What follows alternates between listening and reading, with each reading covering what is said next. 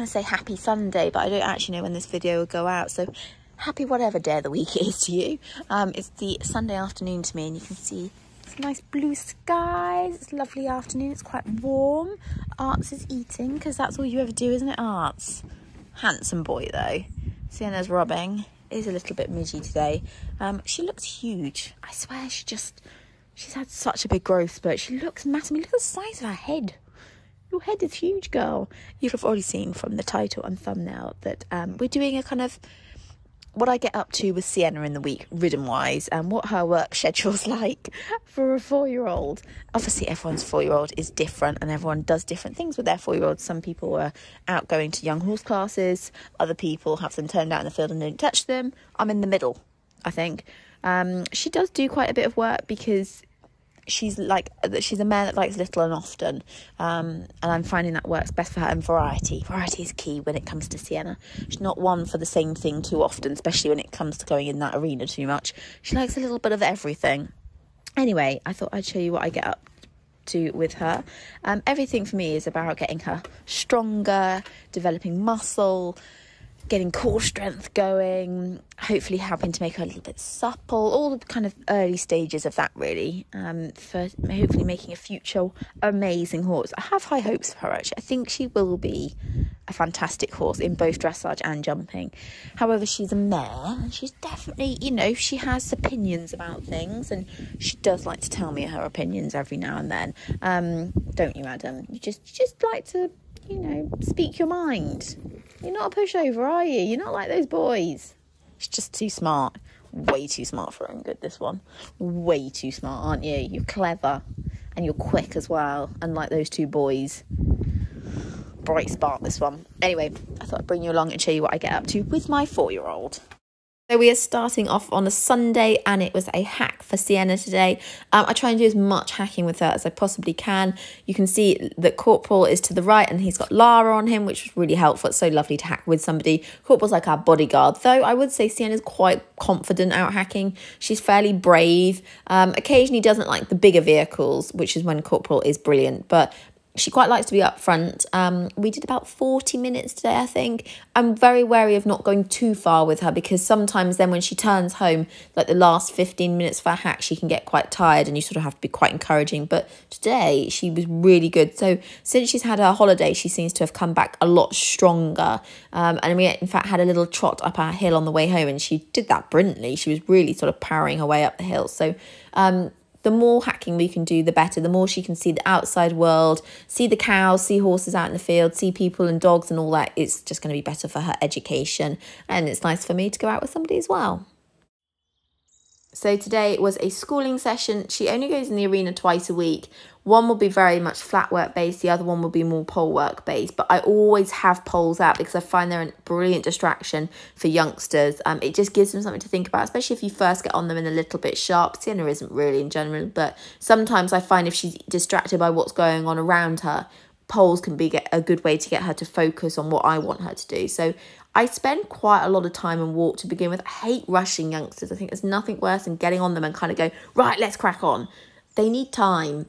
So I spend loads of time and walk, letting her just completely chill, pretty long rein, walking over the poles, getting her to think about where she's putting her feet. And initially, she's actually not that great over the poles. She tends to forget where her feet are because she's sort of fiddling with the bit and she's playing around with her tongue, and she's just not really listening, which is why I don't want to rush her.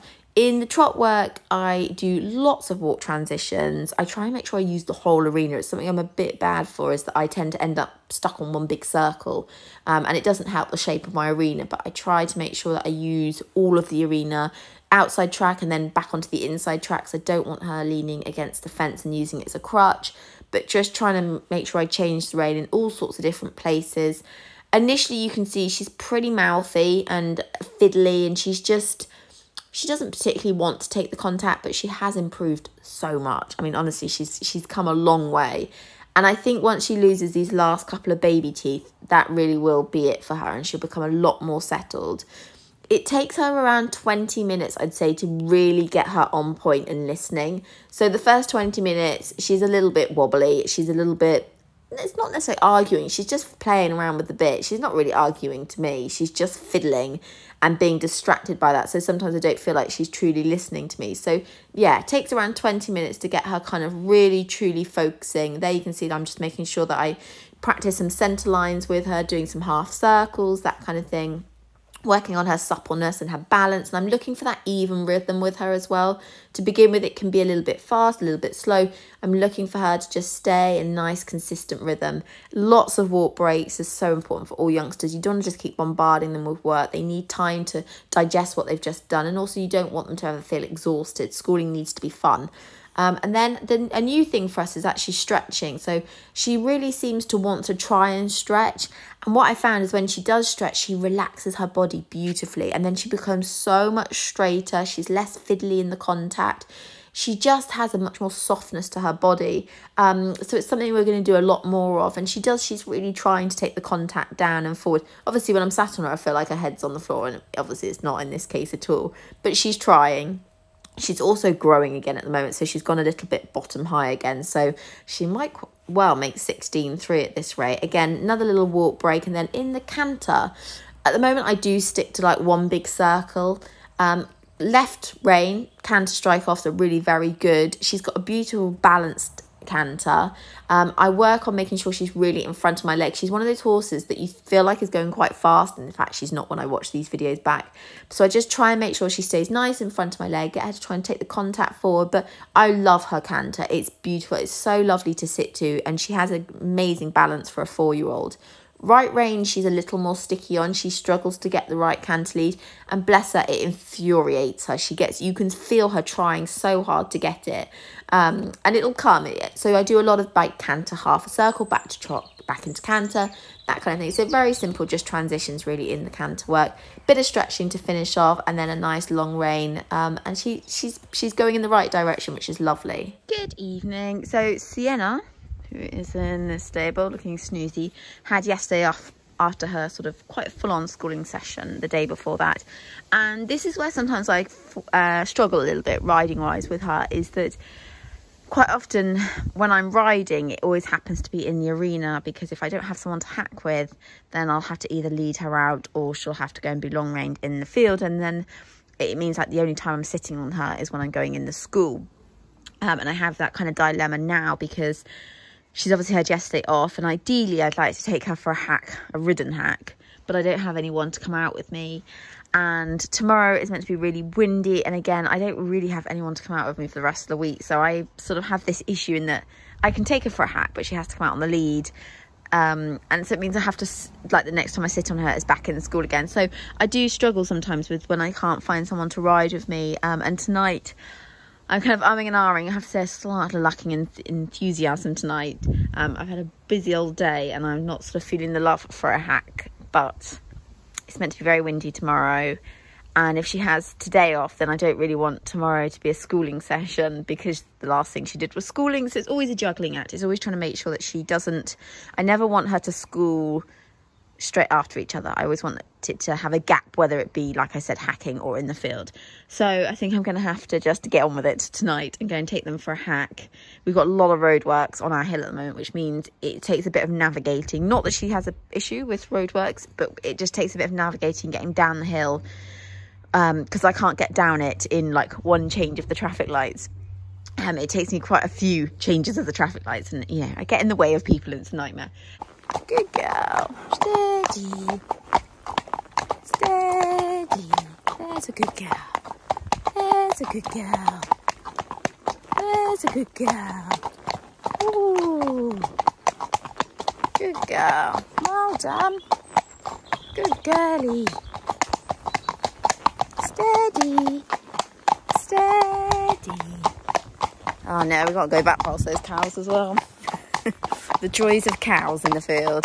Corporal's not the best at cows either, so we're not the greatest combo here.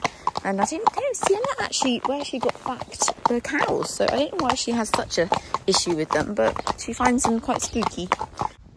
today was a super exciting day because I gave Sienna a little jump. So this is only the second or third time I've jumped her under saddle. I won't jump her much through her 4-year-old year because she's just so young still. I started over with a nice simple pole on the ground between 2 jump rings, just getting her confident, thinking forward, keeping her nice and straight over the pole and afterwards. And really I just wanted her to get a nice rhythm in the canter before then popping over the little cross that you see next to it. I just like to have everything set up ready so I don't have to get off too much. And she was amazing. Compared to last time I jumped her, she was like a different horse. She was so much more positive and confident and forward thinking. I couldn't believe it. I was so excited. Lovely canter rhythm to jump her out of. Honestly, it just gave me all the feels. And we jumped over just a slightly bigger upright to finish, and she was just great. I was absolutely overjoyed with her. So I'm ending this video not quite how I wanted to. I wanted to do some long reining and lunging with the double rein in the field, which is something I really like doing with her. I find using the hill is really great for her fitness and just getting to use her backside, but equally lunging her with 2 reins really helps with her suppleness and getting her to kind of bend the right way. Also making sure she keeps using her hindquarters, all that kind of thing, as well as obviously long reining. You're right there. However, she got wormed, not yesterday, but the day before that. And, dear, very tired. A bit colicky. Nothing major, just bellyache. She was still going to the loo fine. She was still drinking fine and all that. But you could just see she was just not that comfortable. It's not that comfortable. So she's actually gonna have another day off because obviously I don't want to ride her if she's, you know, still got a bit of, I don't think she has now, she seems fine now, but even so I just think she needs another day off. So that means I'm not going to be doing that out in the field. Ooh, I mean, you're tired because I had to walk you around at 11:30 last night. She hadn't peed. Of all the things, she was, you know, passing droppings, no problem. The one thing she didn't do was have a wee, which is so unlike her being a mare. She normally does, you know, floods the stable out when she gets in there. So I just walked her out a few times, just keep her system moving, that kind of thing. Anyway, like I say, she seemed, you know, she seemed pretty fine in herself. She just seemed a bit uncomfortable. So hopefully it's all past now. Poor thing. I have heard that sometimes it can get a bit colicky. I've never actually had one a little colicky after worming, but she's young, so anyway. So I'm going to finish the video here. Yeah, so that's kind of what Sienna gets up to in a week when you're not feeling a bit poorly in the middle of, well, towards the end of it, hey? Oh, dear. You need to come out and get some sunshine. Make you feel better, hey?